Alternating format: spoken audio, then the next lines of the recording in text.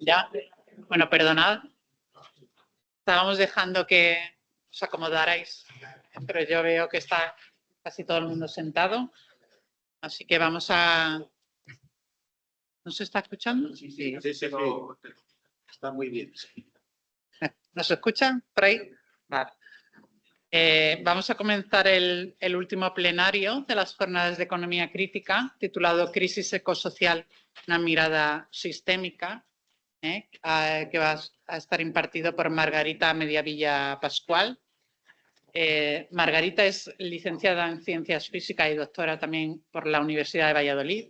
Es profesora titular en esta universidad del Departamento de Ingeniería de Sistemas y Automática y es miembro del grupo HITS, del Grupo de Energía, Economía y Dinámica de Sistemas de la Universidad de Valladolid.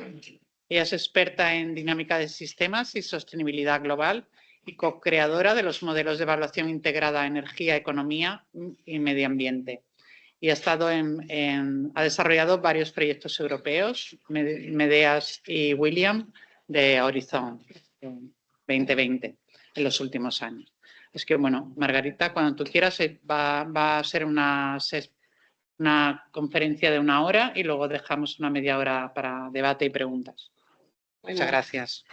Muchas gracias a vosotros y vosotras por esta oportunidad y por invitarme a este foro, que la verdad es que me sorprendió que Joan me invitara a este foro de economistas. Y bueno, pues muchas gracias por esa apertura de permitir que tengamos esta interdisciplinaridad, esta capacidad de hablar entre diferentes disciplinas y con diferentes visiones. Bueno, yo vengo de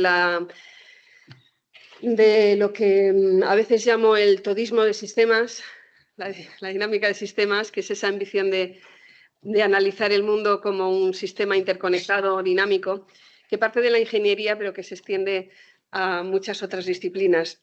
Y bueno, pues también desde el GETS de Valladolid, que es un grupo multidisciplinar en el cual intentamos abordar la problemática global, ¿no?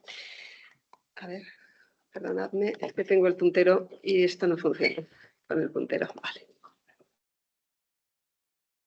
Vale.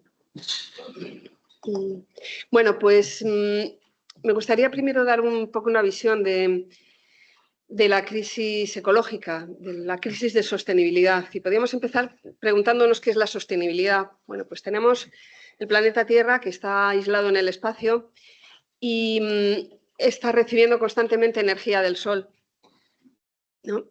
Esta energía del Sol es la que permite todos los procesos metabólicos, la que permite que las plantas, mediante la fotosíntesis, capten esta energía, y la vida es ese captar la energía de la fotosíntesis y con ella ir creando estructuras, y eso permite, bueno, pues también la vida de los animales, entre ellos nosotros.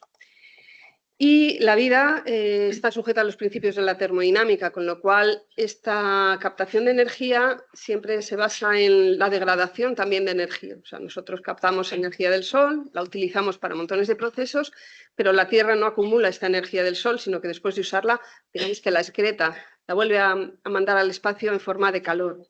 Entonces, podemos decir que recibimos energía de alta calidad del Sol y degradamos energía de menor calidad.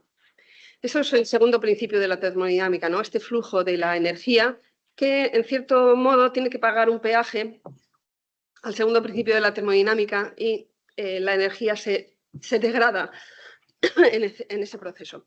Pero bueno, la vida se las arregla para ir creando eso que llamamos biosfera, todo ese tejido de la vida, toda esa estructura cada vez más compleja y más funcional, y también el suelo fértil, que es, digamos, la riqueza mayor del planeta, y para ir acumulando esa vida. Entonces, bueno, pues aunque la energía se degrade, la vida continúa, porque el Sol está ahí y va a estarlo durante muchos millones de años, ¿no? O sea que bueno, pues la vida en sí es sostenible. Y es sostenible, sobre todo, por el reciclaje. Esto es una de las cosas que dice mi compañero Carlos de Castro, que es un gran inspirador de nuestro grupo y que es termodinámico. Y bueno, es físico y muy interesado en la termodinámica. Y él habla siempre de que la sostenibilidad de la vida se basa en el reciclaje prácticamente total de los minerales que constituyen la vida. O sea, porque bueno, pues el sol está ahí, aunque la energía del sol se vaya degradando, pero bueno, está constantemente viniendo. O sea, que tenemos una fuente de energía, digamos, inagotable en ese sentido. Bueno, al menos a muchos millones de años. Pero la Tierra está aislada en el espacio y los minerales que existen en la corteza terrestre son finitos. De forma que si nosotros, una vez usados los minerales, los volvemos a reciclar, evidentemente usando energía del sol, tanto para la extracción como para el reciclaje, como para el uso, en todas las etapas, pero si los reciclamos a tasas muy elevadas, bueno, pues la vida puede continuar durante muchos milenios con los minerales que hay en el planeta. Digamos que los minerales no se agotan cuando los desperdiciamos. Pero si supiéramos usarlos como los usa la biosfera, que recicla el nitrógeno, por ejemplo, a tasas superiores al 99,99% en algunos ecosistemas maduros, pues no tendríamos problemas de minerales. Tendríamos esa capacidad de no ir degradándonos, sino de ir cada vez creando estructuras más complejas y más abundantes, como hace la vida, como hace la biosfera. Y luego hay otro concepto que a mí me parece muy importante, y este es muy de dinámica de sistemas, y es el concepto de stock, el concepto de acumulación, que bueno, lo podemos visualizar como el depósito, ¿no? El depósito de agua en el cual nos entra una cantidad y también nos sale una cantidad, pero bueno, en esa disparidad entre lo que entra y lo que sale podemos acumular. Y claro, la vida acumula, por ejemplo, tierra fértil. La tierra fértil se va creando y se va acumulando.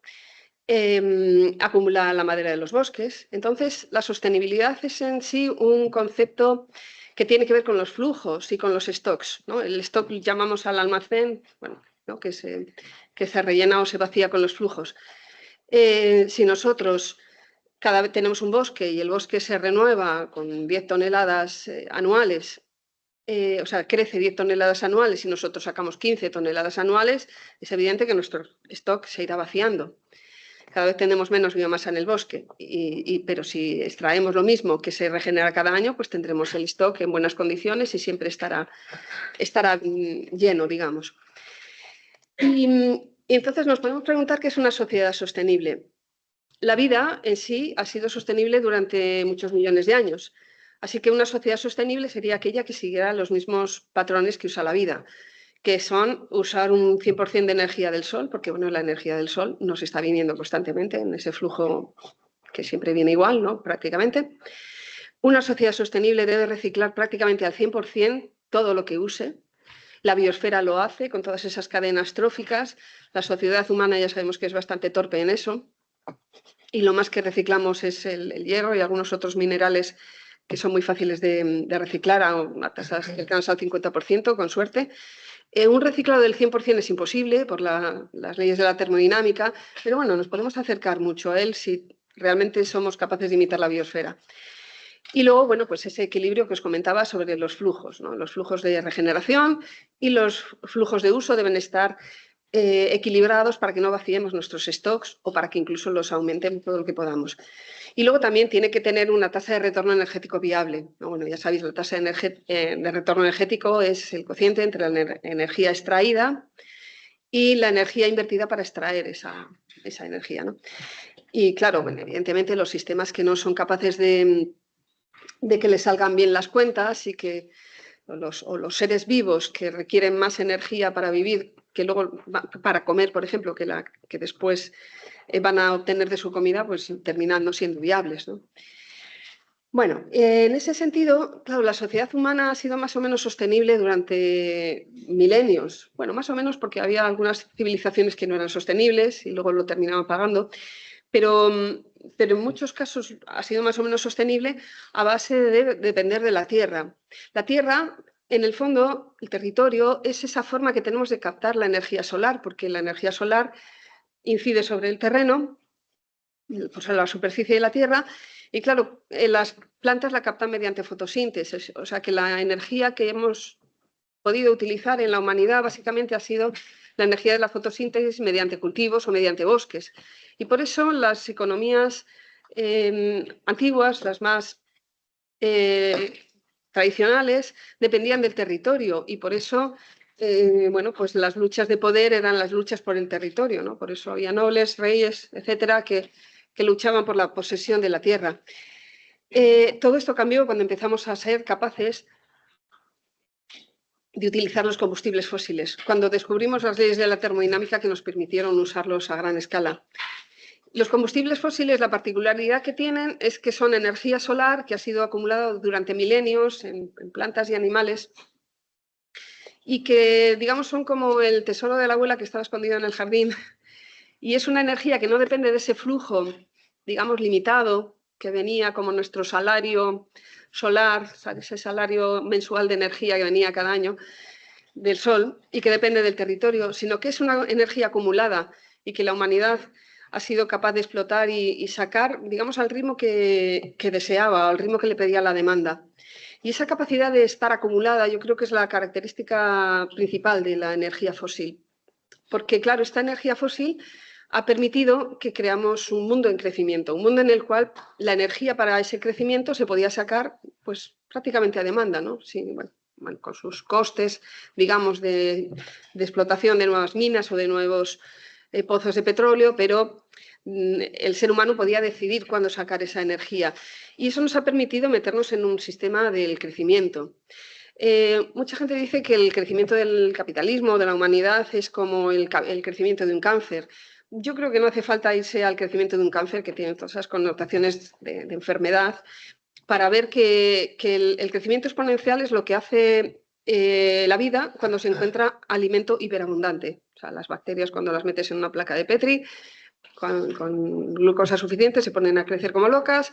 Y en general, la vida entera, cuando la dejas crecer con energía abundante, pues hace eso, se pone a crecer exponencialmente. Pero claro, los crecimientos exponenciales son intrínsecamente inestables y peligrosos y no pueden durar por siempre, ¿no? Siempre terminan con alguna ruptura.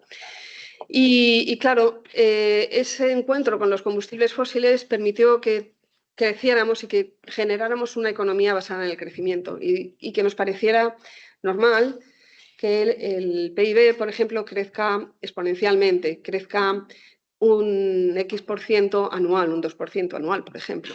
Pero claro, eso hace que nos encontremos este tipo de lazos, que bueno, yo lo represento con esta metodología que es de la dinámica de sistemas, que son los diagramas de influencias, en los cuales las flechas representan relaciones causa-efecto entre variables y el más significa que el aumento de una implica el aumento de la otra. Entonces, bueno, pues consideramos normal que el PIB crezca un 2%, de forma que cuanto más grande es el PIB, mayor es el crecimiento, porque es un 2% del PIB.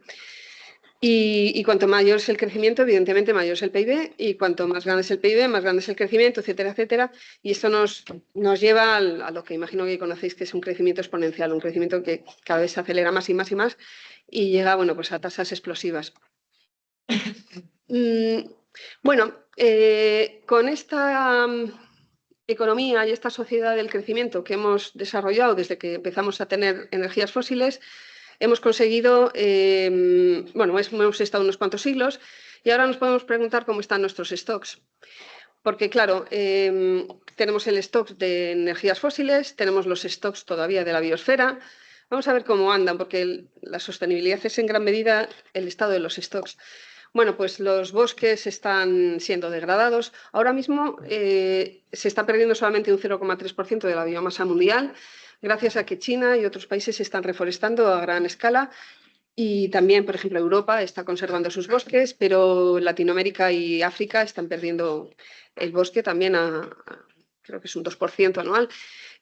Por suerte, la pérdida de bosque se ha frenado, por lo menos en área.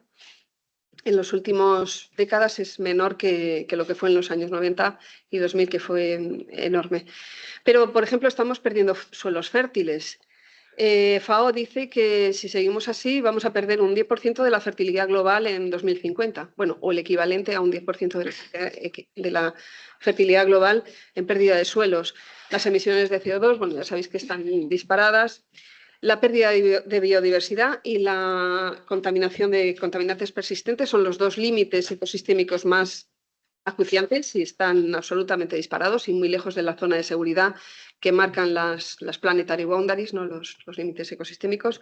El reciclado sigue siendo muy bajo Y bueno, pues también nos encontramos con que esas fósiles que han permitido el crecimiento exponencial están empezando a agotarse y bueno, pues en algunos casos no lo suficientemente rápido como sería deseable por el acicate y la bofetada que podría ser este agotamiento de las fósiles para que reaccionemos de una vez ante los problemas de sostenibilidad. Pero bueno, ¿hemos llegado al pico del petróleo? Bueno, pues hay mucha controversia sobre esto. Ya sabéis que el pico del petróleo es el momento en el cual la extracción de petróleo no puede aumentar más, ¿no? Se mantiene o constante o empieza a bajar. Y eso se debe a motivos geológicos que hacen que, aunque haya stock todavía en el subsuelo, el petróleo no fluya lo suficientemente rápido por problemas técnicos, ¿no? Pues porque cuando se va vaciando el pozo es más difícil la extracción y aunque queramos, no fluye. Bueno, pues estos datos están sacados del Statistical Review of World Energy de British Petroleum, que tiene dos versiones. Una es un PDF y otra una hoja Excel en la cual durante muchos años ha estado proporcionando datos muy, muy interesantes sobre estadísticas energéticas, que eran una de las fuentes oficiales de datos más fáciles de conseguir. Y antaño uno ponía este nombre en Google y le salía prácticamente directamente el PDF. Hace un par de años ya no era tan fácil encontrar el PDF y este año yo he buscado estos PDFs y no los he encontrado. Entonces esto es el PDF que yo tenía en mi ordenador, que me dediqué a marcar los países que ya están en claro declive, que están en rojo. En naranja, los países que parecen estancados, que no está muy claro si crecen o decrecen, y en verde los países cuya producción de petróleo ha aumentado claramente en los últimos años. No, bueno, esto lo hice viendo las gráficas una a una. Aquí se pueden ver algunos datos, pero bueno, no sé, no creo que los veáis. Bueno, ahora mismo de los 53 países productores de petróleo... Vamos a ver si lo resuelve. Ahí, vale.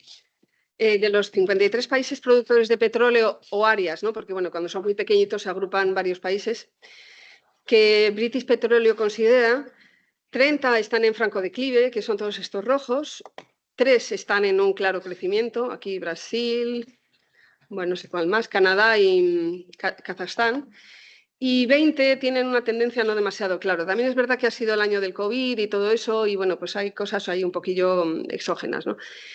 Pero bueno, es que ya es bastante obvio que tenemos problemas con el petróleo. ¿Hemos llegado ya al pico? Bueno, pues depende de cómo llames al petróleo y depende de lo que sea estos últimos años que han sido un poco raros. Pero bueno, no sé, es muy indicativo que British Petroleum haya dedicado a retirar esta fuente de información. La fuente de información sigue siendo pública, pero claro, ahora tienes que rebuscarlo en la Agencia Internacional de la Energía o en bases de datos y ya no se encuentra con tanta facilidad, ¿no? Si queréis la última hoja Excel, yo la tengo las de años anteriores, os las puedo pasar si os fiáis de que no las he modificado así, no me inventan los números. Pero bueno, pues bueno, ojos que no ven, corazón que no siente, ¿no? Mejor que no sepamos nada, que total, ¿qué más da? Bueno, según esta última hoja Excel de British Petroleum, ¿qué es lo que está pasando con la producción mundial? Bueno, pues aquí tenemos, por ejemplo, la producción en Europa en el año 2000 empezó a bajar y nadie nos dijo que esto estaba pasando. Yo no sé por qué esto no entró en la primera página de todos los periódicos europeos, pero ya llevamos 20 y tantos años con la producción del Mar del Norte bajando. Rusia bajó, después sigue subiendo. Asia parece que ya está en declive, pero bueno, no es muy claro. África por ahí anda. Oriente Medio, bueno, ha tenido estos años un poco raros. Norteamérica con Canadá y el fracking de Estados Unidos, pues ha pegado un gran empujón. Pero bueno, esto no es un panorama muy prometedor. La producción total de petróleo en el mundo, tenemos este perfil, que aquí, bueno, pues son los años del COVID, no sabemos lo que pasará. Pero una cosa que sí se observa es que si miramos el petróleo crudo y condensado, que es realmente el petróleo que se saca del petróleo, ha aumentado solamente un 12% desde el 2000 hasta el 2021. Si lo vemos en el petróleo total, lo que vemos aquí es no solamente el petróleo, digamos, que se saca del petróleo, sino los productos que se sacan en el refinado, en el cual se añade también gas natural. Entonces, en estos últimos años, la producción de petróleo ha subido más que esta otra del petróleo crudo y condensado, que parece que ya está aquí estancadilla, porque aquí se está metiendo en el refino gas natural. O sea, que muchas de las cosas que ahora llamamos petróleo, que después se venden como barriles de petróleo o de líquidos derivados del petróleo, están metiendo gas natural. Y lo que es el petróleo que realmente se extrae como petróleo de los pozos, pues está todavía no completamente estancado, pero ya bueno, pues con un perfil muy plano. Y lo que sí se nota es que el resto de las energías no están decreciendo. Aquí tenemos, por ejemplo, la energía primaria total, que aumenta un 33% desde el año 2000 hasta el 2022. Y la electricidad pues, ha subido todavía más, ¿no? Un 45%. O sea que ¿por qué no estamos utilizando petróleo y estamos utilizando más electricidad? Pues yo creo que no es porque tengamos muchos coches eléctricos a nivel mundial, que realmente son muy pocos, sino porque el petróleo está empezando a flaquear. Entonces, bueno, pues se está gastando más gas, más carbón, más otro tipo de cosas. Y es evidente que si pudiéramos extraer más petróleo, yo creo que lo extraeríamos porque la conciencia ecológica pues es muy baja y además, bueno, pues el petróleo tampoco es el recurso más interesante desde el punto de vista técnico y no es el menos contaminante. Bueno, ¿cómo está nuestro consumo de energía? Pues aquí tenemos, por un lado, la energía primaria y aquí he puesto también los alimentos para ver todo lo que estamos extrayendo, digamos, de la biosfera. Y tenemos los combustibles fósiles, el petróleo incluido, que es todo esto en violeta. Después tenemos la biomasa, que está aquí en verde, para energía, las nucleares y la renovable, que sería más o menos un cachito como este, amarillo, y luego todo esto, que son los alimentos y la madera que extraemos de la biosfera, puesto en términos energéticos, pero esto ya no es para energía, sino para alimentos o para industria. Entonces, bueno, la biosfera ya está bastante cargada y bastante al límite con todo esto que estamos extrayendo. O sea, que no nos podemos plantear aumentar mucho más lo que extraemos de la biosfera directamente, digamos, vía fotosíntesis. Y bueno, pues las renovables no dejan de ser este cachito aquí, que tampoco es mucho. Si lo miramos luego en los consumos, que es la energía final, vemos que la energía es menor porque claro, aquí hay pérdidas, ¿no? Entre la energía primaria, que es lo que extraemos, y la final, que es lo que al final consumimos, hay una serie de pérdidas. Y más o menos la electricidad es un cachito como este y el transporte otro más o menos parecido. Las renovables que estamos ahora mismo sabiendo gestionar, lo que nos dan básicamente es electricidad. El transporte prácticamente solo depende del petróleo y no es nada fácil electrificar el transporte. Y bueno, pues ahí tenemos todo este gap, todos estos huecos de fósiles que se nos agotarán poquito a poco y que no son sostenibles porque sabemos que están causando problemas, entre otros el cambio climático.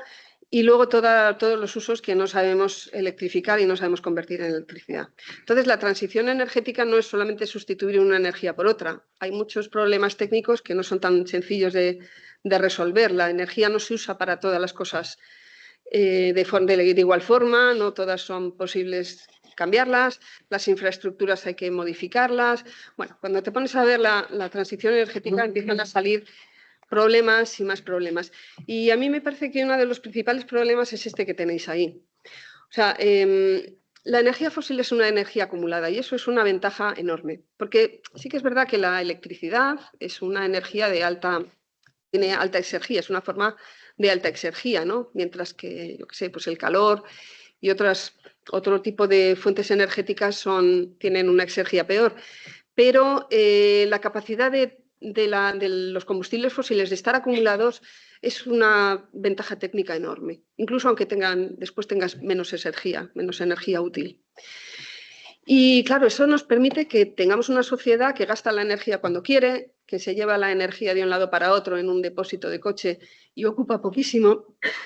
Y sobre todo porque el petróleo es enormemente denso, es el combustible más denso que conocemos hasta ahora.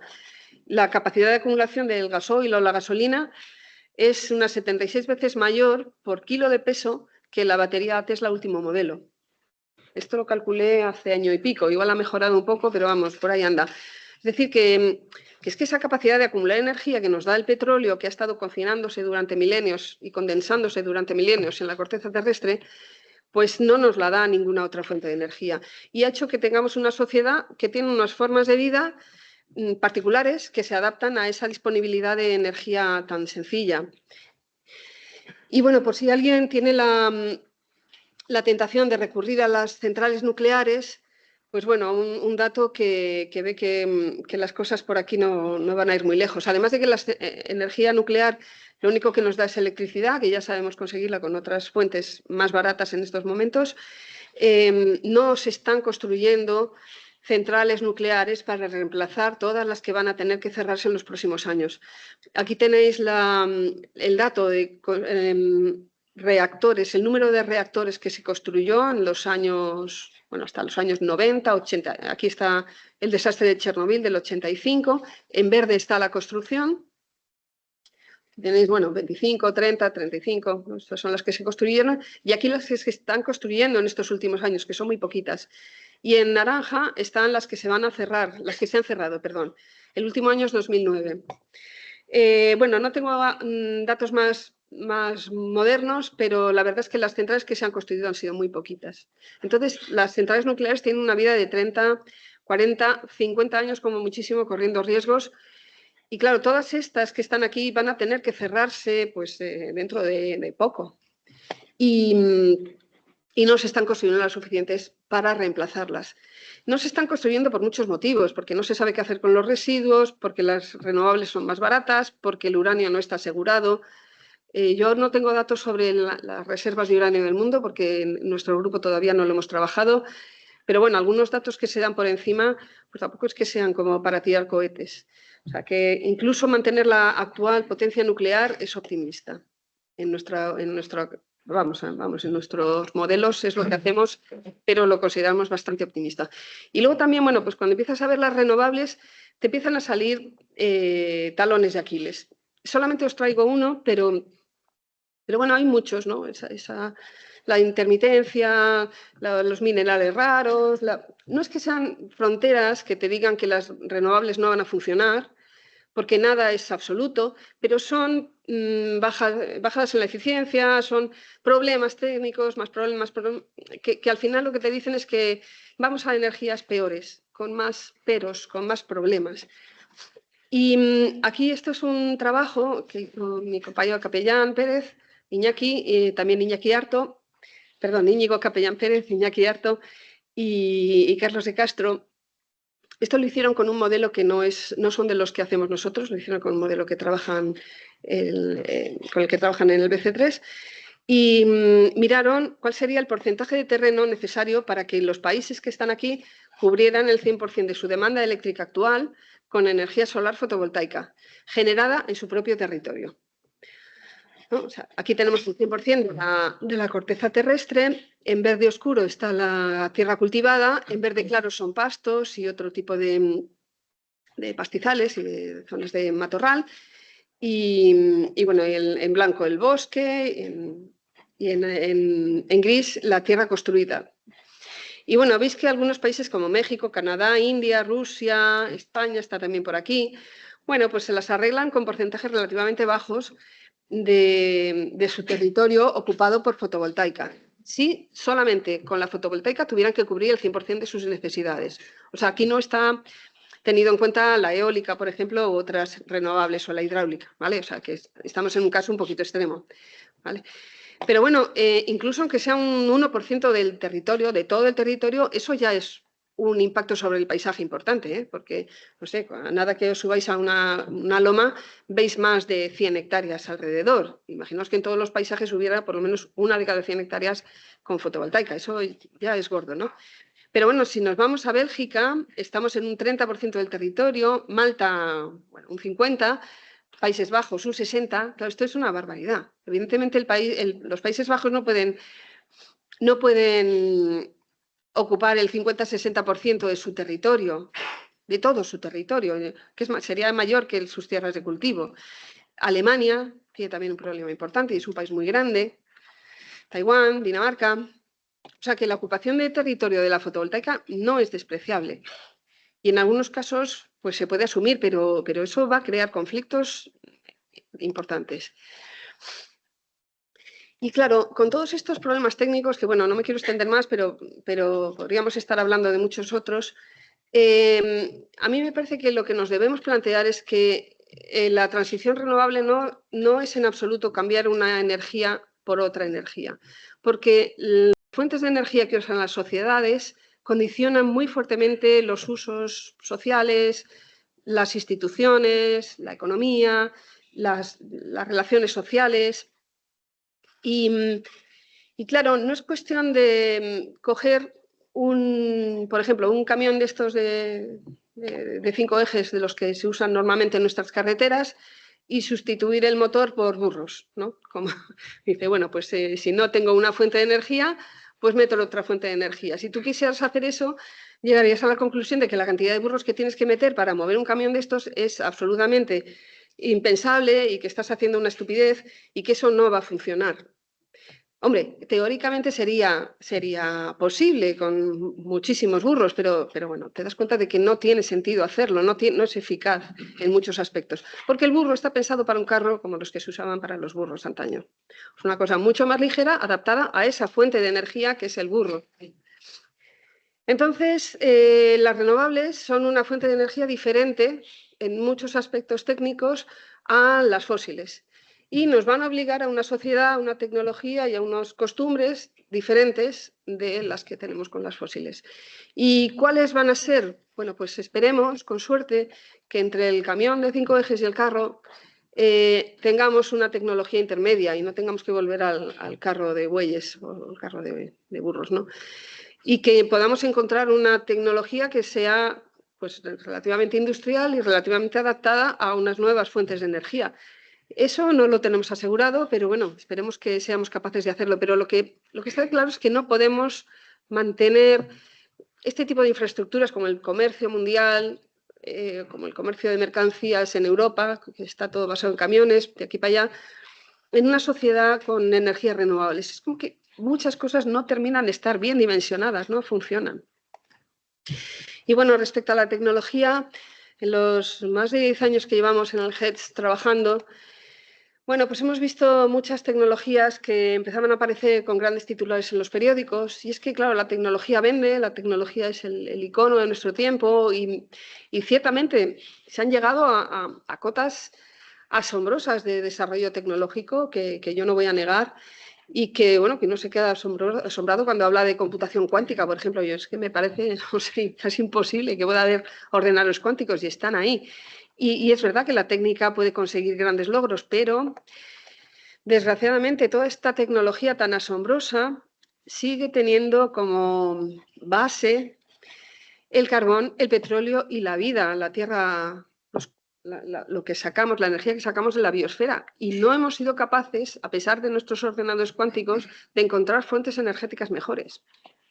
Llevamos ya muchos años que prácticamente el 80% de nuestra energía viene de las fósiles.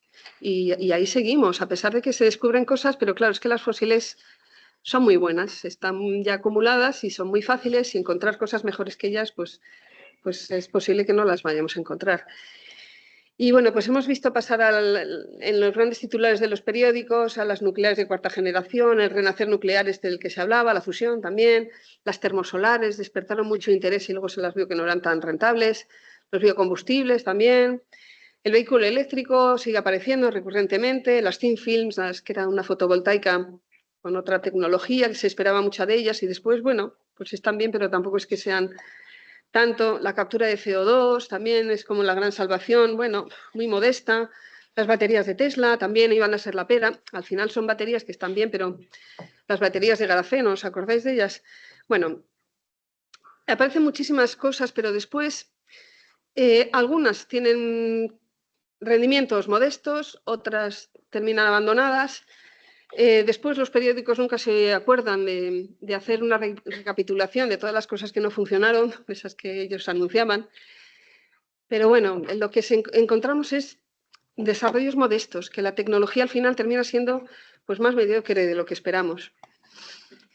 Y bueno, pues en todo esto aparecen los modelos del HEDS, con los cuales intentamos capturar las relaciones energía, economía, medio ambiente de una forma sistémica, ¿no? Y empezamos sobre el 2008 con el primer modelo que se llamó World Limits Model, el WOLIM.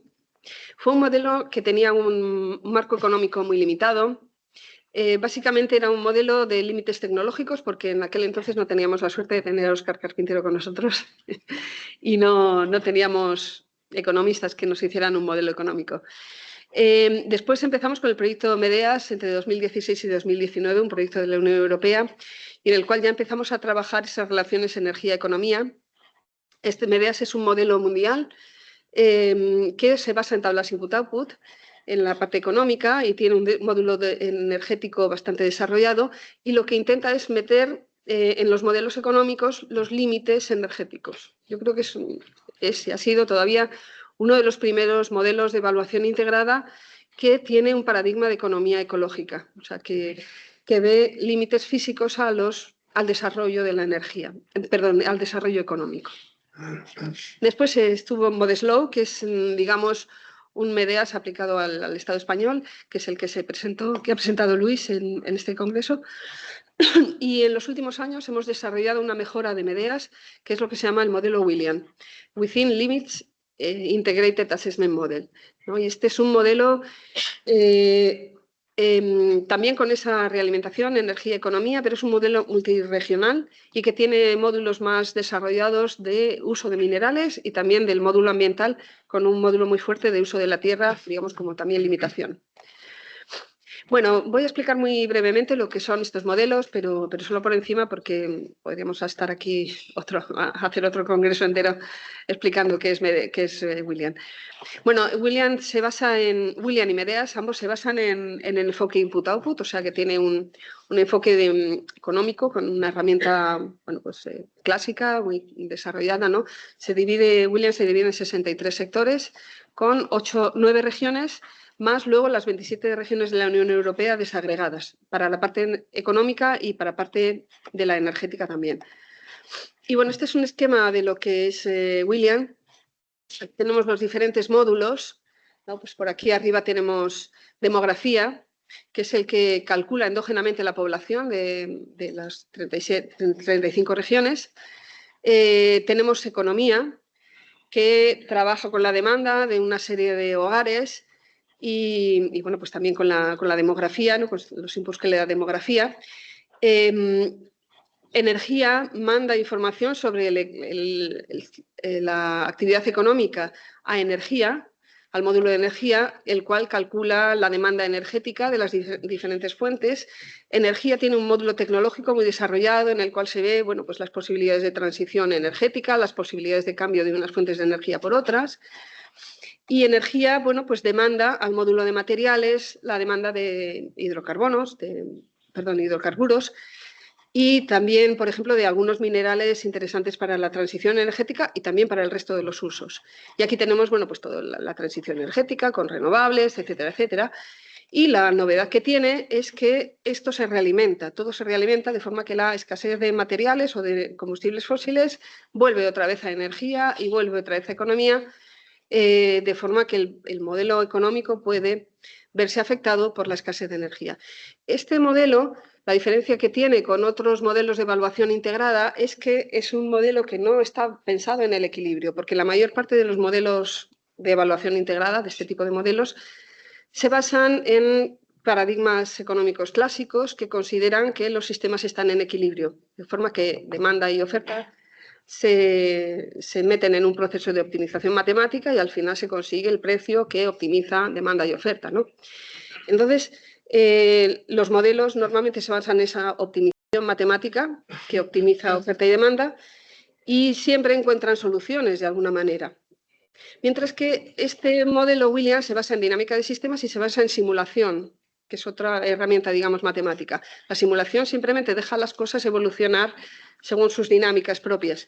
Y hay veces que no existen equilibrios. Los sistemas no tienen por qué estar en equilibrio. Entonces, cuando no hay equilibrios, bueno, pues a veces los equilibrios tienden a compensarse. Pues yo qué sé, si falta si faltan hidrocarburos, bueno, pues buscamos más renovables, metemos más transición técnica, etcétera.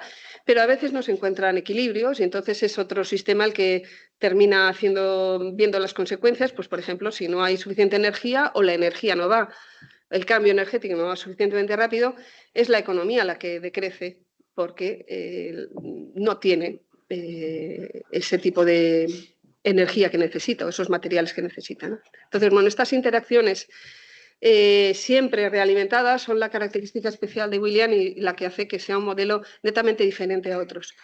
Y luego, bueno, pues tenemos, por ejemplo, también una interacción entre el mundo energético y económico con la biosfera, con la Tierra, en forma de demanda de madera o de tierra para la energía solar, y también con esa restricción de la biosfera hacia el módulo energético cuando no se tienen suficientes recursos. Bueno, desgraciadamente tenemos pocas cosas publicadas sobre Medeas, sobre William. Estamos empezando a publicar cosas, pero todavía no, bueno, creo que tenemos 2 artículos nada más publicados de cosas parciales. Lo que es la descripción de todo el módulo William todavía no la tenemos publicada. Y de Medeas tenemos este primer artículo que tenéis aquí ya publicado y bueno, tenemos algunos de aspectos parciales, quizá me olvide alguno, pero perdonadme. Pero bueno, en la página web de nuestro blog podéis ver todas las publicaciones. Y bueno, yo simplemente me gustaría dar 2 apuntes de una de las publicaciones que hicimos, que fue esta, The Limits of Transport Decarbonization Under Current Growth Paradigms, que bueno, pues muestra cosas curiosas y simplemente quería comentaros un poquito este detalle. Bueno, en este artículo en el cual usamos Medeas para ver cómo podría ser la descarbonización del transporte. Entonces dijimos, bueno, vamos a meter un escenario en el cual para 2050 reducimos el 80% el carbono, los hidrocarburos en el transporte mundial, ¿no? Dijimos, bueno, vamos a ver cómo lo hacemos, ¿no? Claro, la Unión Europea se está planteando un 100% de descarbonización. Aquí tenemos las emisiones de gases de efecto invernadero del transporte, solo del transporte mundial, que han ido creciendo hasta 2020 de este estilo y después tendrían que bajar hasta aquí, ¿no? Bueno, bastante complicadillo, ¿no? Pero bueno. Bueno, pero para conseguir esto pusimos escenarios pues un poco de ciencia ficción. Una electrificación muy fuerte y después el escenario bike que es como el ideal de un ecologista. Todo el mundo a las bicicletas. Entonces, bueno, pues aquí tenéis los porcentajes de vehículos de particulares. Ahora mismo prácticamente todos los coches son de gasolina. Aquí tenemos en amarillo las motos eléctricas, básicamente de China, y las motos no eléctricas. Y luego el escenario, el e-bike sería sustituir prácticamente, bueno, todos los coches, o bien los coches se quedan muy pequeñitos y son prácticamente todos eléctricos. Y bueno, y luego lo que habría es muchísimas motos eléctricas, es decir, vehículos ligeros, muy ligeros, sustituyendo a los vehículos particulares. Y habría también muchas bicis eléctricas, ¿no? Y bueno, también tuvimos otro escenario en el cual todo es eléctrico, o sea, todo coches eléctricos y motos eléctricas. Pero aquí en estos escenarios no cambiamos la sociedad, no cambiamos la movilidad, o sea, estamos implementando solo cambios técnicos y no cambios estructurales o sociales. Y cuando empezamos a ver los vehículos de mercancías, claro, ya no nos atrevíamos a meter cosas tan brutas, porque sustituir los camiones de gran tonelaje por camiones eléctricos nos parecía ciencia ficción. Entonces nosotros ciencia ficción no metemos cosas brutas, pero que técnicamente sean posibles. Entonces sustituimos todos los vehículos, digamos, medianos, de transporte en plan furgonetas y furgones, todos los autobuses, todos los trenes, pero no en el mejor de los casos los camiones los dejábamos híbridos en este de aquí, VG. Bueno, la aviación no la electrificamos porque también es imposible. El transporte marítimo tampoco, pero sí que le dejamos que aumente la eficiencia. Básicamente ha aumentado mucho su eficiencia, va a seguir más lento estos últimos años. Y bueno, ¿qué es lo que nos pasaba? Pues que las emisiones de gases de efecto invernadero, si seguimos la tendencia, se quedarían aquí en el amarillo. O sea que suben un poquito. Y con el coche eléctrico, el coche eléctrico y en las bicis bajan las emisiones con todo esto que hemos hecho, que es una barbaridad, pero está muy lejos del 80%. Y para que realmente lleguemos al 80% tenemos que meter esto que llamamos degrowth, un escenario en el cual el PIB se estanca e incluso baja un poco.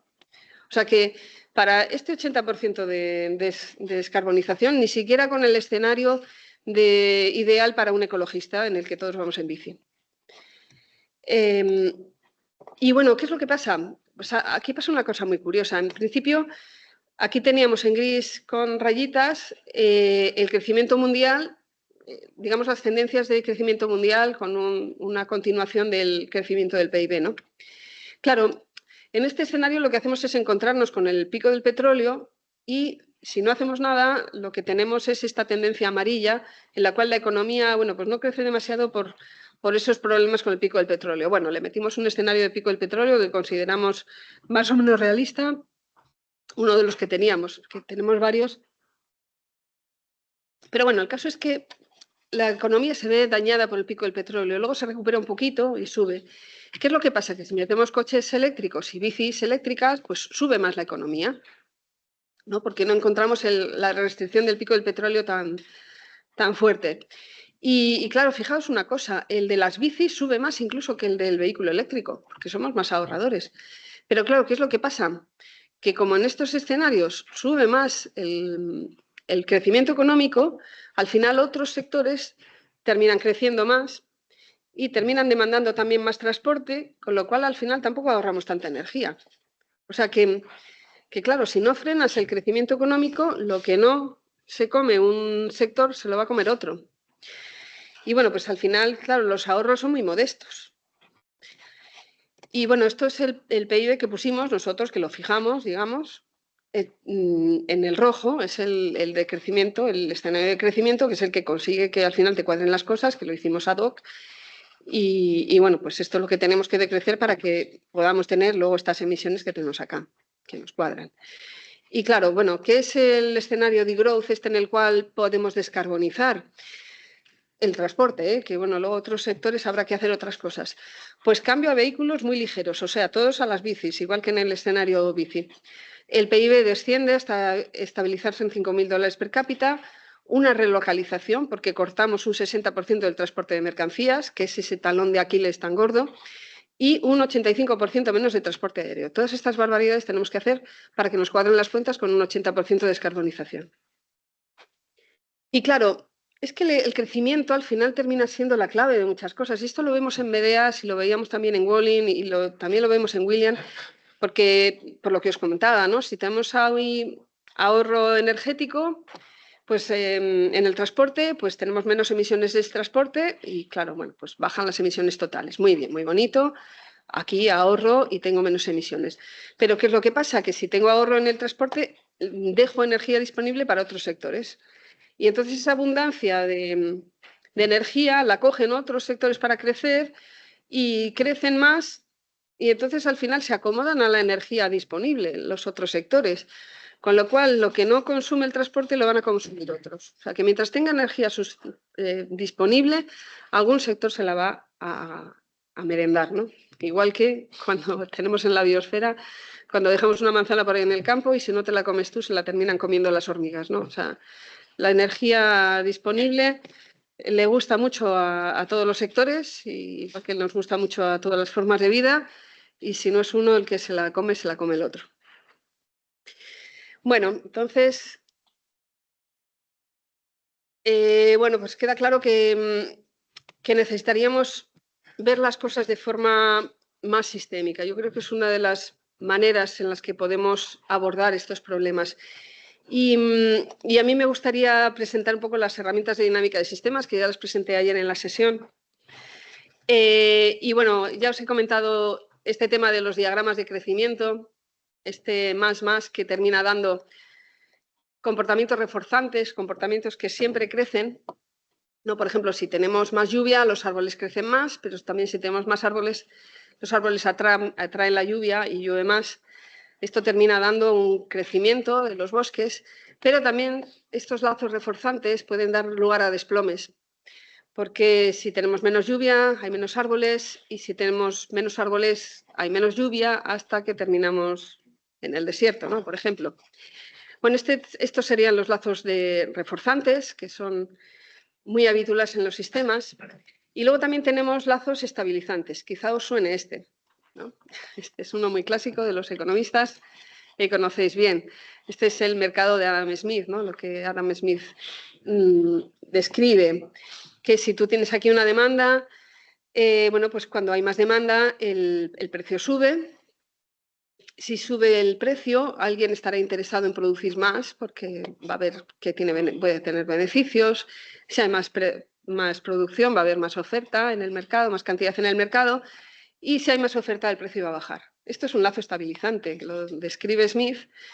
Y también describe, bueno, y al final lo que hace es que la demanda, pues más o menos pueda oscilar, pero al final se cuadra a la oferta, se ajusta a la oferta. Bueno, es un lazo estabilizante como otros muchos que hay en la economía, ¿no? También, por ejemplo, está este otro que también lo describe Smith, ¿no? Cuando el precio sube, la demanda baja. Por eso aquí tenemos un menos en vez de un más, ¿no? Y luego cuando la demanda sube, el precio sube. Cuando tenemos lazos en los cuales tenemos un más y un menos combinados en el bucle, tenemos lazos estabilizantes. Y aquí también, ¿no? Tenemos más, menos.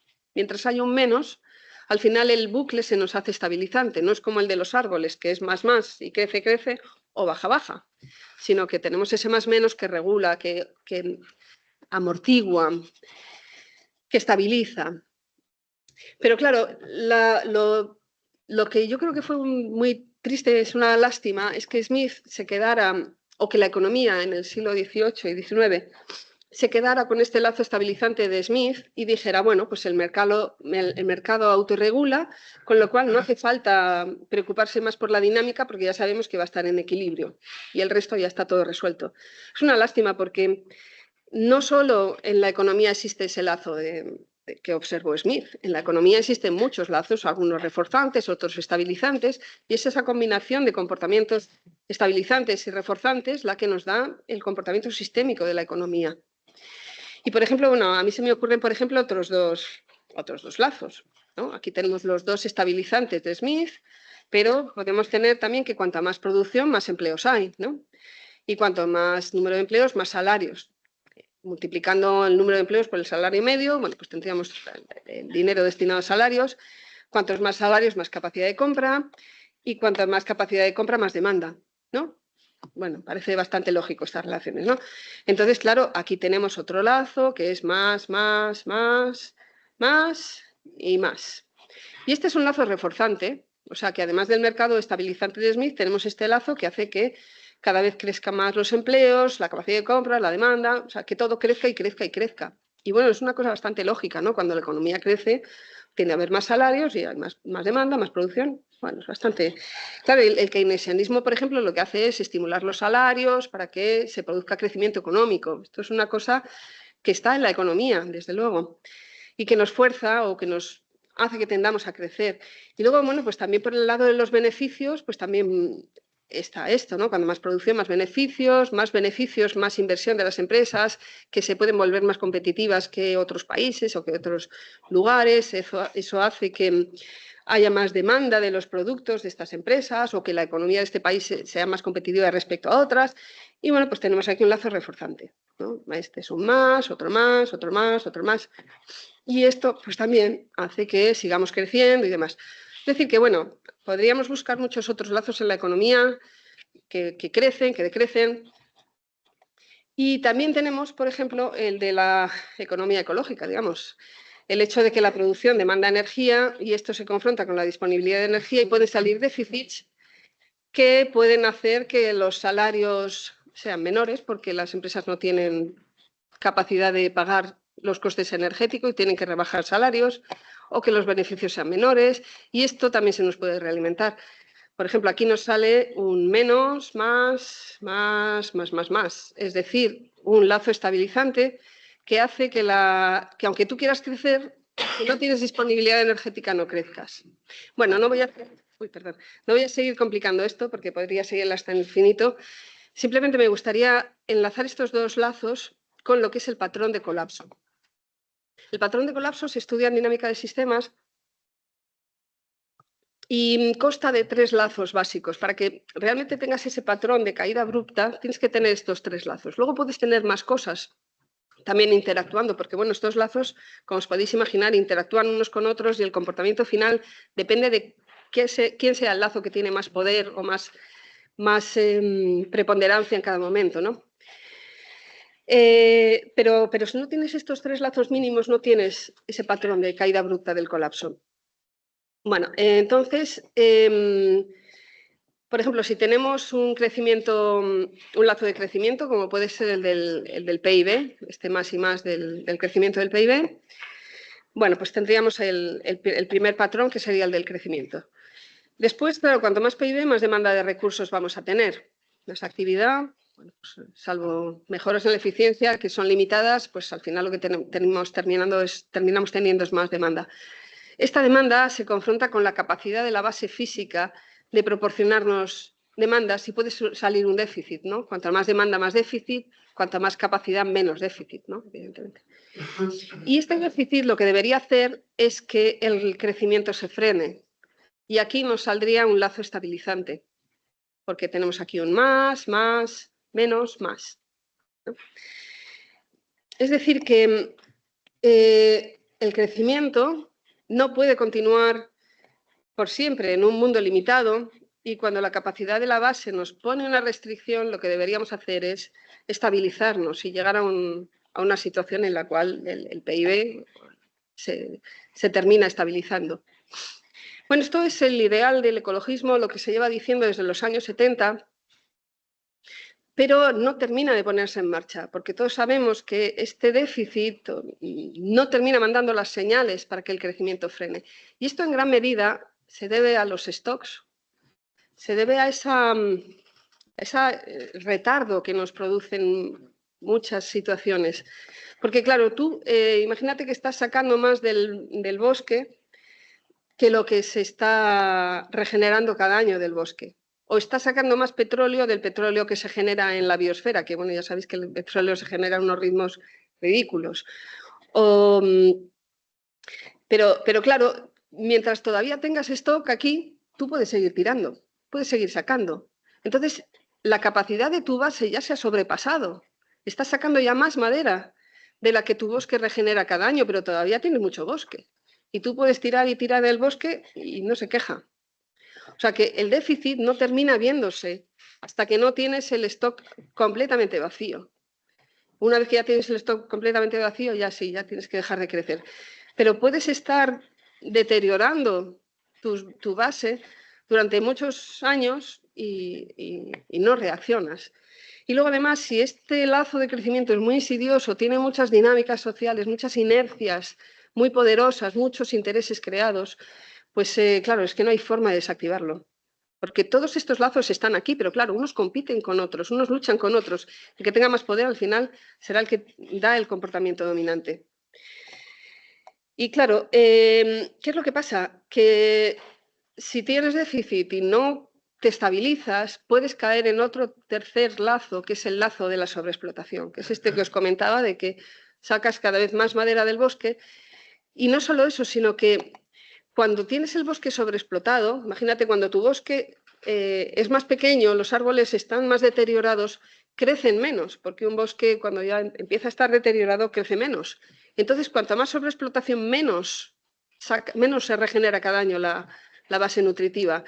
Y eso hace que tengas más déficit. Y si tienes más déficit y sigues inconscientemente, sin caer en la cuenta de que te estás cargando el bosque, lo que harás es sobreexplotar todavía más. Y cuanto más sobreexplotas, menos capacidad de la base y más déficit, etcétera. Con lo cual aquí entramos en otro tercer bucle, que este es un bucle que tiene un más y dos menos, Pero claro, los dos menos se compensan el uno al otro, ¿no? Porque cuanta más sobreexplotación, más déficit. O sea, más sobreexplotas, menos capacidad de la base y al final la capacidad de la base pues termina haciendo que tengas más déficit. No, bueno, dos lazos, no lo he dicho, pero dos lazos negativos, dos flechas negativas terminan dando un más. O sea que aquí tienes que más sobreexplotación, más déficit, más sobreexplotación y puedes entrar aquí en un lazo reforzante muy insidioso y este es el lazo del colapso. O sea, el colapso se puede definir de muchas formas, se puede definir como esa caída de la complejidad de la sociedad, pero desde el punto de vista dinámico, el colapso viene determinado por esta caída brusca y acelerada. Digamos que no es solamente una caída de la complejidad, que bueno, eso también hay quien lo puede llamar un colapso, pero desde el punto de vista de dinámica de sistemas y de lo que es la dinámica del desplome, como el edificio al cual se le deteriora su base, es este lazo reforzante el que lo determina. Entonces, bueno, pues ¿cómo se pueden desactivar estas dinámicas? Porque el análisis de la dinámica del sistema está para romper las dinámicas, ¿no? Para desactivarlas, para entenderlas y saber en qué puntos clave podemos actuar. Una de las cosas más importantes, a mi juicio, es romper la sobreexplotación.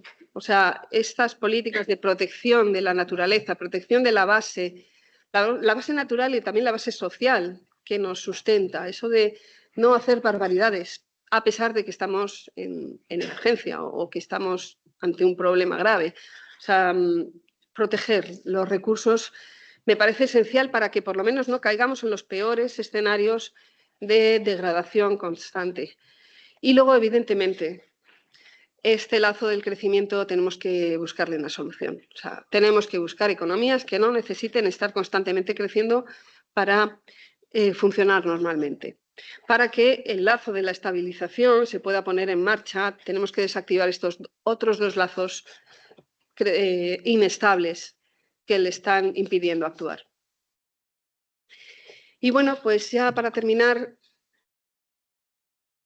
bueno, os propongo cosas ya que salen un poquito de lo académico, pero que bueno, son también mis reflexiones sobre qué podemos hacer desde un punto de vista así también sistémico. Porque claro, todo se realimenta. Esta es una de las cosas que vemos constantemente. Todo está interaccionando con todo. Y si tenemos crisis energética, pues vamos a tener fácilmente crisis económica. Y una de las cosas más insidiosas que aparece cuando tenemos problemas en la sociedad es el miedo. Porque claro, somos seres humanos y el miedo es una de estas estrategias bueno, pues que tenemos en nuestra psique colectiva y en nuestras emociones y que muchas veces no sabemos gestionar demasiado bien. Pero bueno, ¿qué es lo que pasa? Cuando tenemos miedo, pues es fácil que caigamos en dinámicas que son bastante perniciosas. Por ejemplo, la parálisis, nos podemos quedar paralizados por el miedo. Solemos entrar en dinámicas de dominación, de yo me salvo a costa de los demás. El problema son los inmigrantes, o los rojos, o los verdes, o los azules.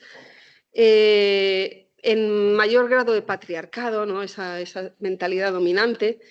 Y en políticas reaccionarias, porque el miedo suele paralizar y decir que me quiero quedar como estoy, yo a lo mío, que no me quiten lo mío, y eso hace que no se cambie. Si no cambiamos, desde luego la crisis energética no la vamos a solucionar, porque necesitamos cambios profundos, cambios estructurales y dominados por el miedo, es muy difícil que creemos ecoaldeas, organizaciones sociales, redes de apoyo mutuo, comunidades resilientes, etcétera, etcétera, etcétera. Es decir, que el miedo nos mete en una espiral bastante chunga.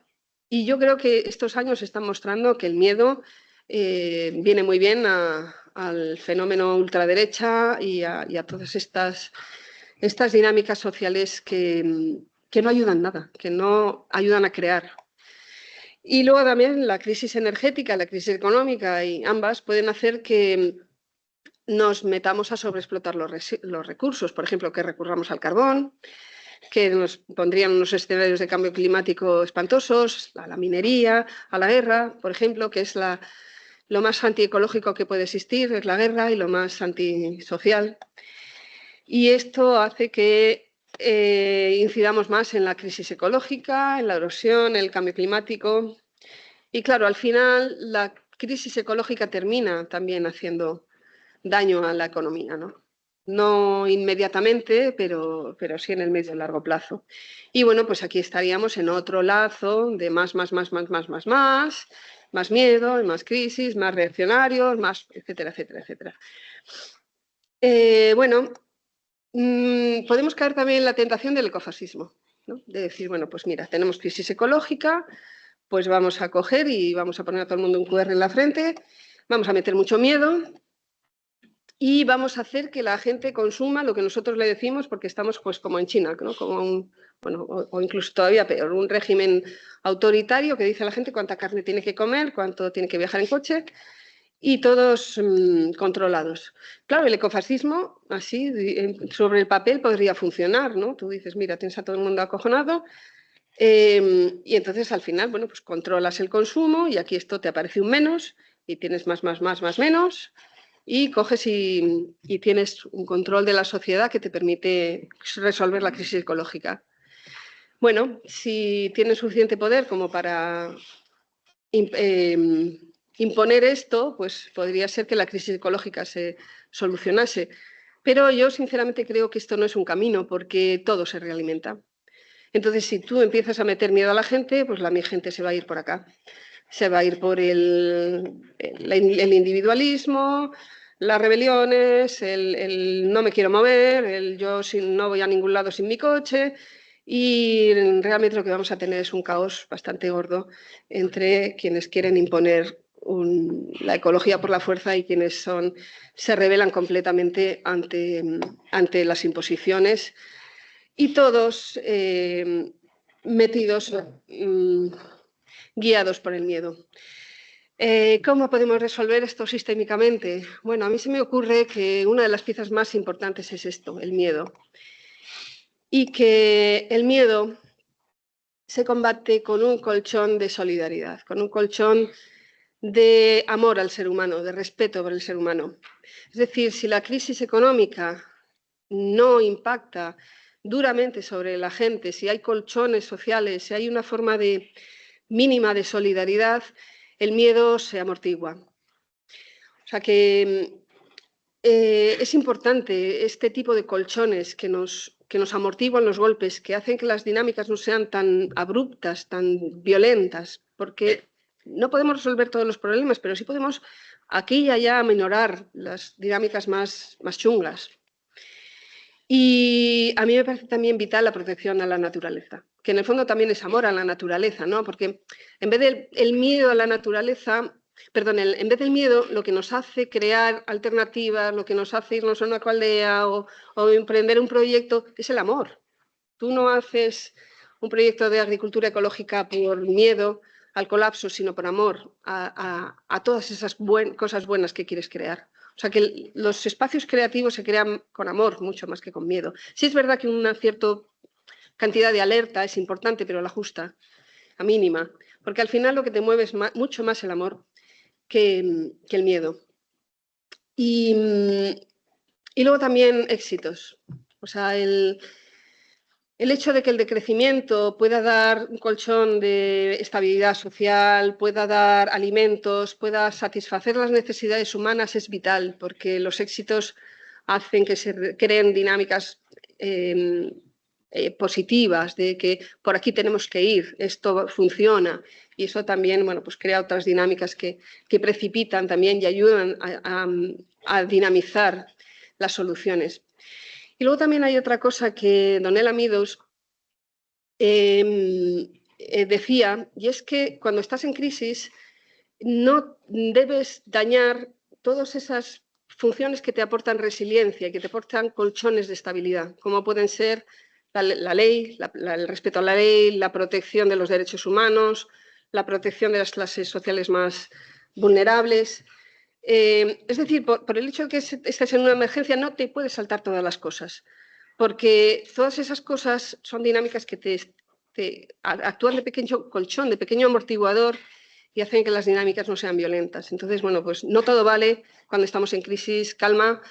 Como dicen los médicos, mejor no hacer daño porque si todavía no sabes qué medicamento tienes que tomar y te dedicas a tomar cualquier cosa, pues puede que sea mucho peor el remedio que la enfermedad. Y eso pasa mucho cuando se tienen crisis sistémicas. Y bueno, pues nada más. Simplemente el tema del amor, bueno, pues aunque parezca un poco fuera de lugar, yo creo que es vital. Y no debemos olvidar que estamos en una situación complicada y que el miedo puede ser el guía de muchas cosas. El miedo es inevitable, pero se tiene que superar. Y a mí me gusta mucho esa escena de la película de La historia interminable, no sé si os acordáis del libro este, en el cual el mundo de fantasía se está destruyendo y Atreyu es el héroe que tiene que pasar por en medio de las esfinges para salvar al mundo de fantasía y para descubrir cómo puede salvar al mundo de fantasía, ¿no? Y las esfinges están con los ojos cerrados y tiene que pasar entre medias, pero si las esfinges detectan que tiene miedo, abrirán los ojos y le fulminarán. Entonces él tiene que no tener miedo, pero claro, ¿qué miedo da pasar por ahí a ver cómo consigue no tener miedo de una cosa así, ¿no? Entonces al final Atreyu piensa que él no es importante, que lo importante es salvar fantasía. Entonces él se pone en otro lugar y dice, bueno, pues mira, yo me ofrezco y pase lo que pase, yo no soy importante, sino que lo importante es salvar el mundo que conozco y el mundo que amo. Entonces eso es el amor, esa capacidad de decir, bueno, pues mira, tengo miedo, pero tiro para adelante porque yo no soy tan importante, ¿no? Yo me dejo a un lado, porque es importante lo que yo doy, más importante mi familia que yo, más importante lo que yo amo que yo. Y esa es la forma de salir del miedo. Yo creo que es la clave para salir del miedo es olvidarnos un poquito de nuestro ego pequeño y acceder a eso que llamamos amor, definámoslo como lo queramos definir. Bueno, pues nada más, os dejo con el libro de Donella Meadows, Pensar en Sistemas, un libro muy facilito para acceder a lo que es el pensamiento sistémico. Nada más. Gracias.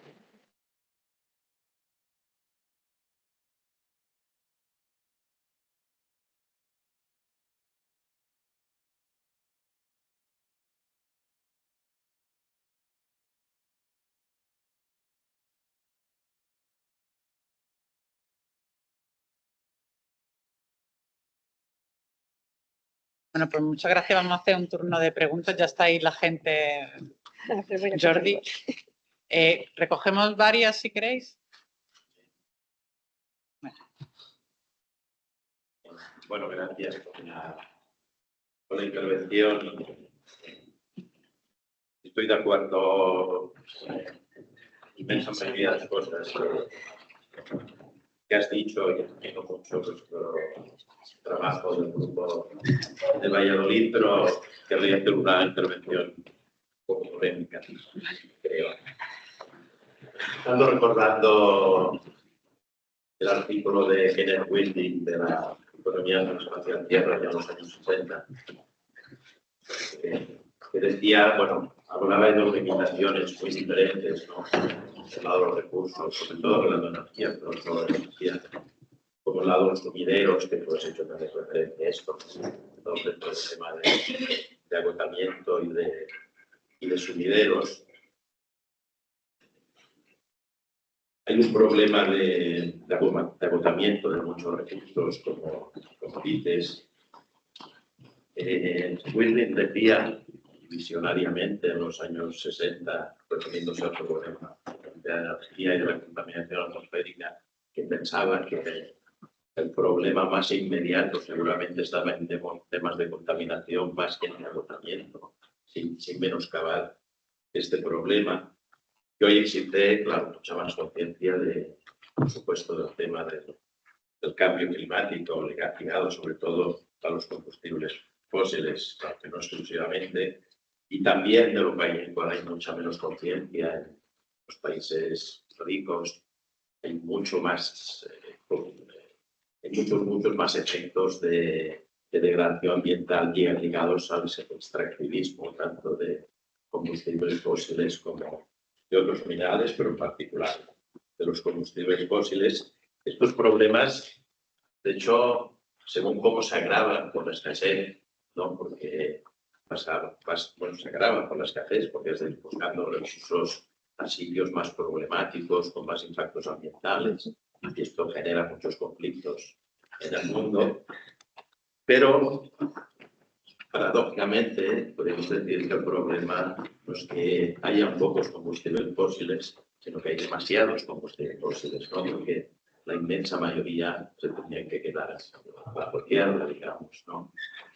Y lo mismo podríamos decir, yo creo, otro tema emergente y mucho más importante, otro tema también importante en el despliegue de las energías renovables, como los minerales críticos importantes.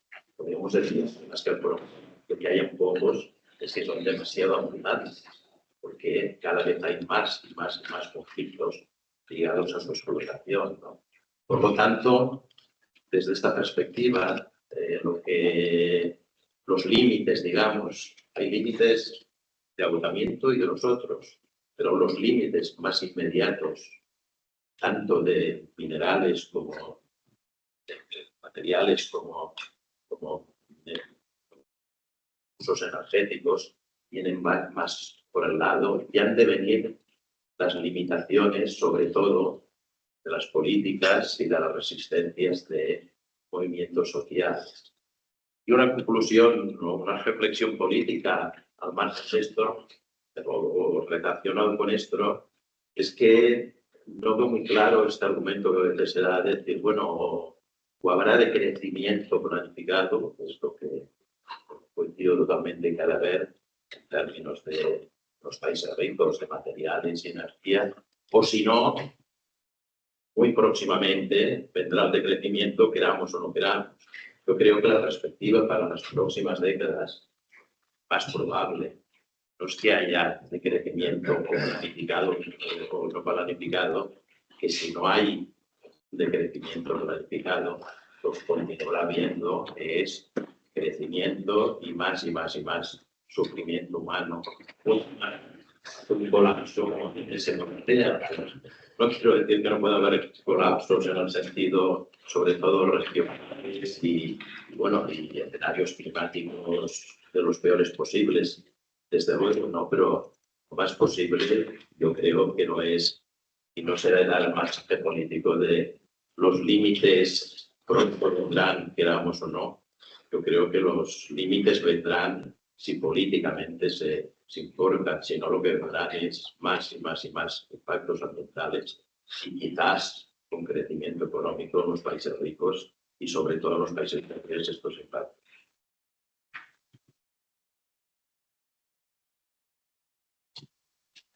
Contesta si quieres. Vale, bueno, pues si queréis contesto. Que sí, bueno, estoy de acuerdo contigo. Desgraciadamente los límites vienen más de parte de la contaminación que de los recursos. Nos vienen de ambos, pero son más graves. Bueno, desde el punto de vista ecosistémico son más graves en la contaminación. Lo que pasa es que, claro, en los años 70 se pensaba que la contaminación iba a tener un impacto muy inmediato sobre la salud, por ejemplo. Y ahora lo que se está viendo es que la contaminación tiene impactos muy importantes, pero que es muy difícil matar al ser humano. O sea que a pesar de que pueda tener impactos sobre las salud, pero al final terminamos viviendo. Tiene impactos terroríficos sobre la biodiversidad, pero bueno, nos da igual porque al final más o menos terminamos tirando de las cosas. Y claro, ese es el drama, que a veces desearías que los límites de los recursos vinieran antes de que se hicieran todas estas barbaridades. Y luego también los límites de los recursos pues se pueden estirar a base de hacer barbaridades como el fracking, a base de ir a buscar a la última gota de petróleo de cualquier otro recurso a cualquier lado. Pero eso de crecer queramos o no, claro, depende de cómo contabilices el crecimiento o qué llames crecimiento. Si llamas crecimiento a las cifras de los bancos que están en los ordenadores de los sistemas bancarios, pues claro, eso puede crecer durante muchos siglos y siglos, porque no son más que números. Pero si realmente estás hablando de que el crecimiento o el decrecimiento es una buena vida para la gente, son condiciones de vida, son años de esperanza de vida, sistemas de salud, yo qué sé, educación, o sea, claro, ahí ya es que estamos ya decreciendo en muchas cosas. Si miras, el hambre en el mundo ha aumentado los últimos años, incluso a pesar de que llevaba disminuyendo durante décadas y ahora ha vuelto a aumentar. Y bueno, pues muchos de los indicadores de bienestar social ya están bajando. Otra cosa es que eso sea el derrumbe del capitalismo. Claro, es que no son lo mismo. Puede haber una caída enorme y hasta lo que podemos llamar un colapso realimentado, y el capitalismo todavía sobrevivía. O sea, es que son cosas muy diferentes, ¿no? Entonces, si lo miramos desde el punto de vista físico, desde luego vamos a decrecer, porque es que ya estamos bajando en muchos recursos vitales, muchos stocks. Y en los flujos de recursos, pues probablemente dentro de poco algunos ya están bajando, por ejemplo las pesquerías, ¿no? Y en términos económicos o políticos, pues quién sabe, no tenemos ni idea. Pues desgraciadamente quizá muchos se pueden divergir los indicadores de crecimiento político económico. Por un lado, cada vez divergir más de la base física hasta que sea dramático y la consecuencia sea eso que dices, el sufrimiento humano, ¿no? Pero bueno, no son cosas incompatibles a mi juicio.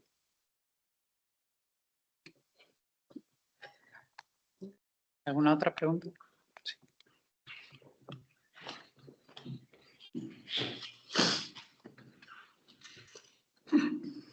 Bueno, ya sé que es muy tarde y esto se acaba, pero quisiera hacer una observación porque me pareció muy interesante la presentación, y sobre todo porque creo que es muy importante que enseñemos más en las aulas y a los estudiantes todo lo que es relativo a la dinámica de sistemas en economía que falta, pero teniendo en cuenta sobre todo la parte final de la presentación, quisiera hacer un comentario, diríamos, de reflexión, para al menos que yo quisiera exponerlo públicamente. Y es que la dinámica de sistemas a veces creo que puede de alguna forma dejar en un segundo plano, un tercer plano, o no incorporar en absoluto lo que puedan ser las contradicciones internas entre los diferentes agentes o clases que forman parte de ese sistema. Y claro, las lógicas contradictorias de los diferentes grupos sociales o clases, diríamos, pues pueden dar lugar a decisiones en las cuales la lógica no es precisamente la lógica cooperativa, no es la lógica de buscar soluciones colectivas para el conjunto, sino que se basan también en el uso de las palancas del poder para salir adelante con las estrategias para defender los intereses de una clase, ¿no? Entonces, al final, en tu última transparencia, aparece ahí algo que creo que es importante señalarlo, pero que quiero hacer el contrapunto, y es la consecuencia de las crisis, sobre todo las crisis muy profundas, y esto lo estamos viendo, una de las consecuencias que tiene la generación de miedo. Y la cuestión es que esto es cierto y es importante, sobre todo para comprender la forma a veces difícil de entender de la reacción de los que son víctimas de la crisis, y cómo reaccionan con miedo aquellos sectores sociales que digamos que sintiéndose vulnerables reaccionan acompañando defensas de opciones que aparentemente son contradictorias con lo que deberían ser sus intereses, ¿no? Pero las crisis sociales y las crisis económicas y la crisis ecológica dan lugar a otro tipo de reacciones que no son de miedo, sino que son las reacciones de agresión, las reacciones de recurso a la violencia para defender las posiciones de los que se benefician del funcionamiento del sistema. Y eso yo creo que lo estamos viendo con la lógica guerrera, con la lógica militarista, y la cuestión es que al final uno lo que ve es que no hay ninguna clase dominante en la historia que se haya suicidado voluntariamente. Entonces, la cuestión es que las clases dominantes no reaccionan solo con miedo, reaccionan con agresión.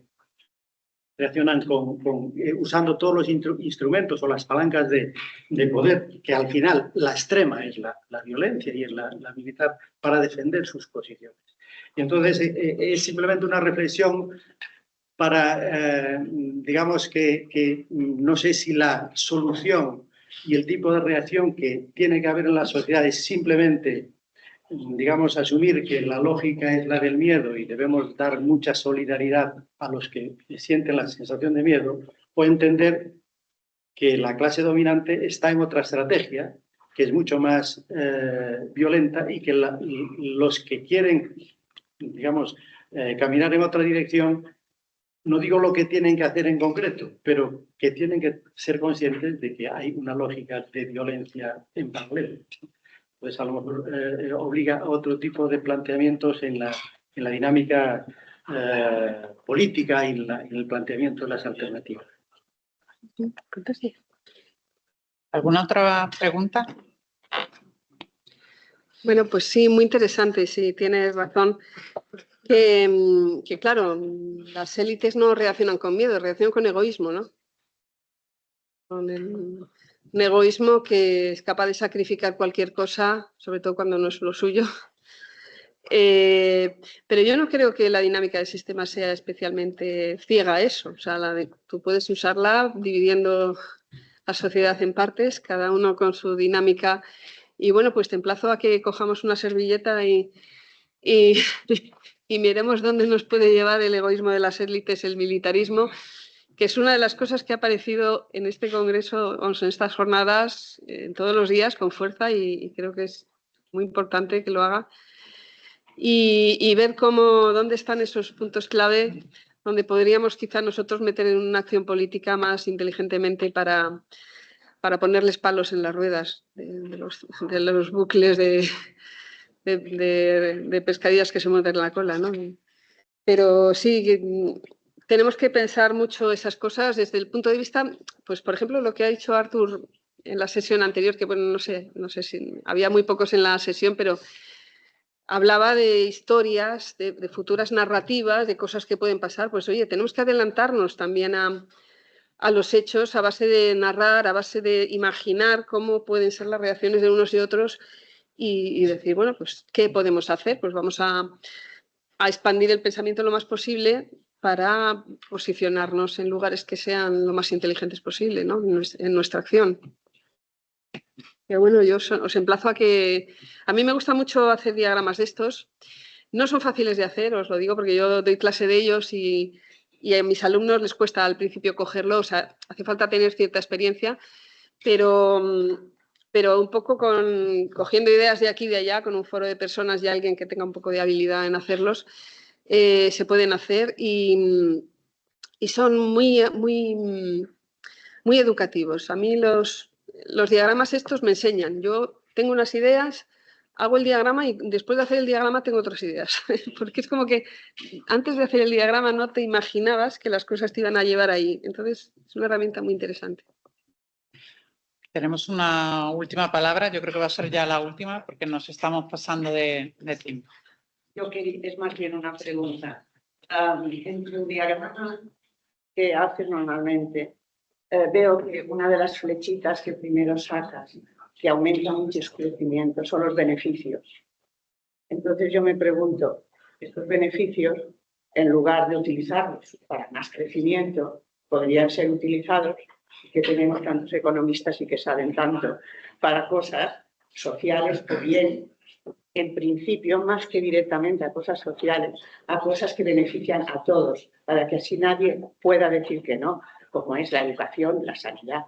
Y entonces automáticamente cortamos una de estos diagramas que me han enseñado mucho.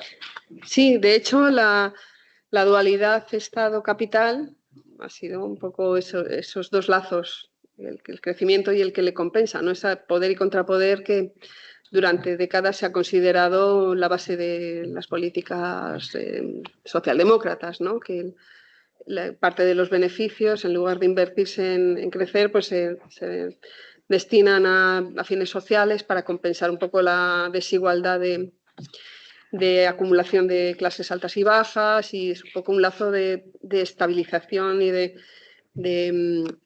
atenuación del crecimiento para producir beneficios sociales. Y desde luego esa lucha Estado-capital o ese equilibrio Estado-capital es claramente un lazo que compensa a otro, un equilibrio ahí.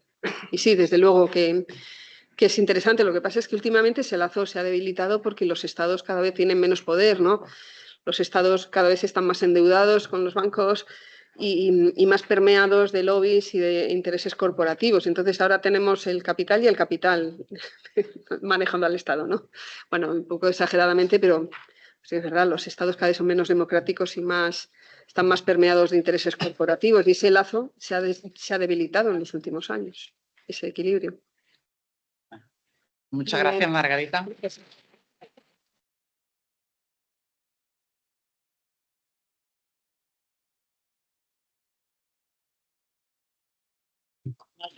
No os vayáis, que nos queda la clausura, ¿no? Es inmediatamente después, sí.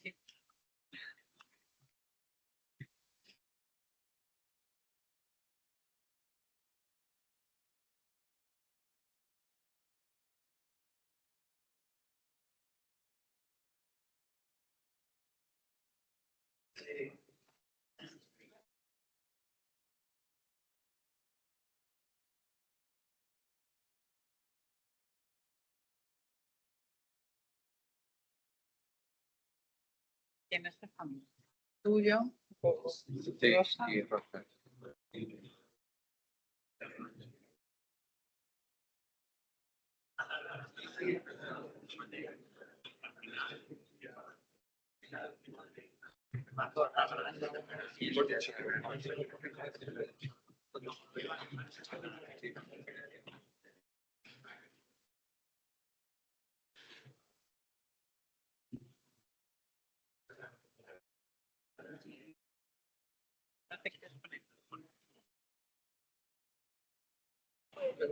Cuidado con estos cables.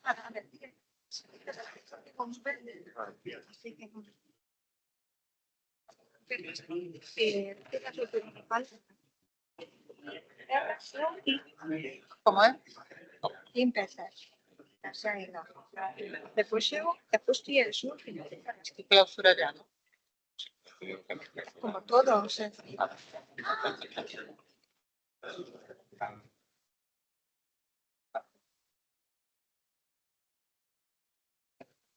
No hemos pintado.